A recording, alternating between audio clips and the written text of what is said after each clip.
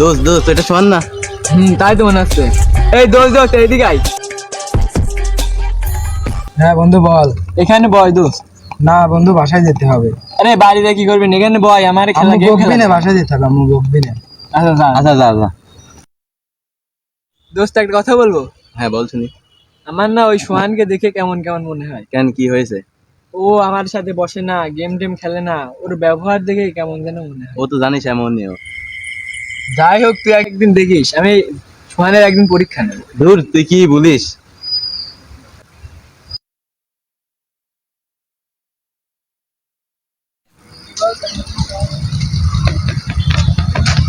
দোস্ত তোর একটা কথা বলছিলাম না, কি বল।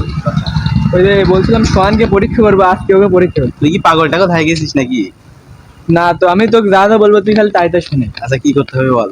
তুই গিয়ে সোহানকে ডাকি নে, আমি 5 মিনিট পরে আসছি। আচ্ছা ঠিক আছে দেখি নে।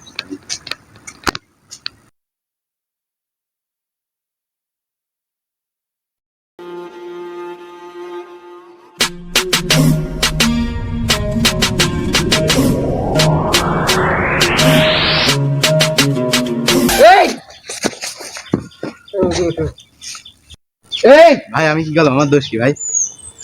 আমি এটা। ও বন্ধু তুই। হ্যাঁ আমি তো একদিন বলছিলাম না সোহানকে পরীক্ষা করবো, আজকে এদের পরীক্ষা। তুই আমার ভুলটা ভাঙালি বন্ধু। হ্যাঁ দেখ একেবারে এটা সত্যি বলছিলাম আমি। এই থাম থাম থাম থাম, এটি বাঁধন। কি রে বন্ধু, কি আছে কিছু বুঝতে পারছি নি তো। বন্ধু মাফ করে দে বন্ধু, আমরা তো ভুল ছিলাম, তুই আমারে মাফ করে দে। আরে বন্ধু বন্ধুর কাছে কি মাপ চায় নাকি?